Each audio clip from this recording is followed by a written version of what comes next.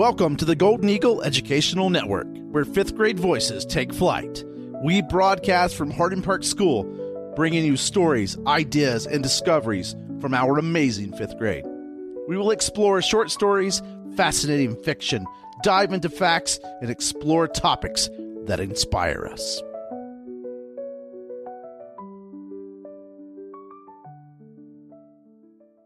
I'm going to be talking about women during World War II. When you mention World War II, most people think about the war, but I'm going to tell you what happened behind that. So the women mostly drove trucks, cleaned houses, took care of the children, broke codes, treated patients, flew planes, grew crops, and organized fundraisers. But after covering that up, I'm going to be talking about the women soldiers. They would take prisoners of war, but it wasn't always fun, because they often would get discriminated against by the Axis and USSR the most. But they didn't call them women soldiers. They called them the Auxiliary Corps. And you might think most of them have passed away, right? Well, did you know that as of September 30th, 2023, more than 100,000 World War II veterans that are women, even though they are approximately 98 years old, still serve the country. They still served the country, but they didn't just go to war. They took special training for the purpose of making available to national defense the knowledge and skill for women of the nation.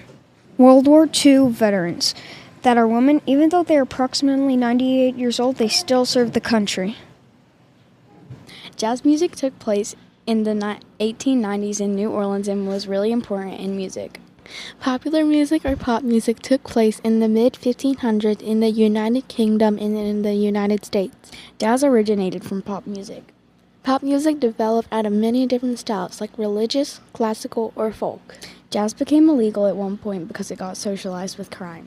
The Rolling Stones is one of the most important musical acts of the 20th century. Jazz became really important in the 1920s because it symbolized the decade's spirit of liberation. African Americans created jazz and other new forms of music like pop. No one really knows how the word jazz came. In the early 1900s, phonography records appeared so they could listen to music in their homes. The word jazz means pepper energy. Louis Armstrong made the first big change in jazz, so people imitated him. Then jazz became solo. There are many types of pop music. Some of the best known are rock, country, and rap. Jazz is a unique type of music with great synchronized beats coming from a blend of all different styles like African American styled music, ragtime, and blues. If this type of music gains popularity around the world, people call it world music. Jazz is supposed to have many messages from pain to sheer joy. Pop music is designed to be accessible to a wide audience, often featuring simple song structures. A jazz performance has many types of hand signals and body signals. Pop music is defined by its mainstream appeal, catchy melodies, and often focuses on love and relationships, rather than political or social themes. The piano trio is the most common jazz configuration. Pop music has evolved to numerous subgenres, including K-pop, hip-hop, EDM, and rock. Jazz and Indian classical music are more similar than you think. Pop music is a highly commercial genre, with artists and songs aiming for chart-topping success and widespread popularity. Jazz music boosts your creativity and productivity at work and relieves stress and increases your immunity. It is a musical style, mainly aimed at a young market, often characterized as a softer alternative to rock and roll. Jazz musicians turn off a part of their brain during improvisations. It is a musical... that is all the facts we know about pop and jazz music. Thank you for listening to our podcast. Today I'm going to be talking about the Boston Tea Party. Today's estimate of value of the chests, 342 chests of tea dumped into Boston Harbor in 1773 is approximately $1.7 million. In April 1773, the British Parliament passed the Convent or Enable Acts, which punished Massachusetts for the tea interdicted. The acts not only took away home rule for Massachusetts, it forced all Americans to board British troops in unoccupied buildings. By reducing the tax on important British tea, this act gave British merchants an unfair advantage in selling their tea in America. American Colonists commanded the acts and planned to boycott the Boston Tea Party. The Sons of Liberty were just frightened in their actions during the Boston Tea Party due to the principle of no taxation without representation to produce of local businesses for British monopolies and symbolic reasons that it represented. Tea cost 3 to 4 shillings per pound in the 1770s. Price varied a bit each year. In Britain's confusing 8th century system, gold generations, pounds, sterling, shillings, pence, and farthings. 1 shilling equaled 12 pence. We are doing evolution of U.S. warplanes. One of the first monoplane U.S. designs was the P-41, one of the main planes for the U.S. in early World War II. It then transitioned into the P-47 and P-51. The P-47 was a short-range ground attack, and the P-51 was a late warfighter. The main long-range bomber was the B-17 Flying Fortress, with 5 outside gunners.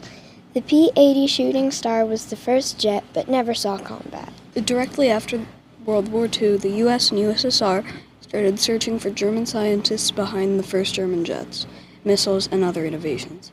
The U.S. and USSR spared the scientists from Germany for their innovations despite their war crimes. I believe that this injustice was a horrible mistake. Even if they were just following orders, they still made things that killed millions. The F-4 Phantom was a Vietnam War jet capable of shooting missiles and turning like a boat. It could not successfully engage in close-range combat, and its missiles were bad as well. The first successful U.S. jet was the F-15. Being so successful, it was never shot down, and it destroyed 104 planes. It worked in conjunction with the F-111, a stealth bomber that nobody could see on radar. There was also the F-16. It was also successful. It is still in service today. The F-A-18 was a ground attack aircraft. It was also very successful. And later the F-22 would shoot down the entire bomber formation. Then comes the F-22, the F-35, which would do everything the F-22 does better. The main reason America wanted warplanes was because America was seeing a greater need for monoplane. The Japanese tea ceremony. Today I will be explaining what the Japanese tea ceremony. Japanese tea ceremony is in a tea house. The reason for the tea ceremony is to bond the host and the guest. The tea ceremony consists of the host first bringing the tea utensils into the room. Then they offer the guests sweets. After that, the host prepares and serves them tea made of pulverized tea leaf stirred in hot water. The tea will usually be thin and frothy, with a mildly acidic or bitter flavor. This ritual tea started in China, but was first practiced in Japan during the Kamakura period during the 15th century. It came to be a gathering of friends in an isolated atmosphere to drink tea and discuss the aesthetics of paintings and flower arrangements displayed in the tokonoma, or quite often to talk about the merits of the tea utensils themselves. Participants are required to rinse the mouth and wash their hands before entering the tea ceremony. Navajo pottery started in the 1500s and took place in the pueblos of the Rio Grande area. The Navajo made pottery out of several different clays mixed together. The Navajos were known for their thoughtfully minimalist design. The Navajo made pottery for ceremonial uses only. The Navajo used pottery to symbolize spiritual journeys. Navajo pottery surface decoration is traditionally minimal and often devoid of designs. Navajo made their distinctive style incorporating traditional Navajo symbols, patterns, and colors into their pottery. Navajo pottery was first made known to the Europeans in 1581. Navajo pottery ended in the mid-1800s because of the Long Walk of 1860. Today it is here in Louisiana, and about 20,000 people speak this language. Before Louisiana was in the European colony, Attican people settled here and became Cajuns, so they stayed here for a while, and the French came and met the Attican, or you could say Cajuns, and talked and created a language called Cajun French. and that lives to this day. Here are some facts about the Cajun French.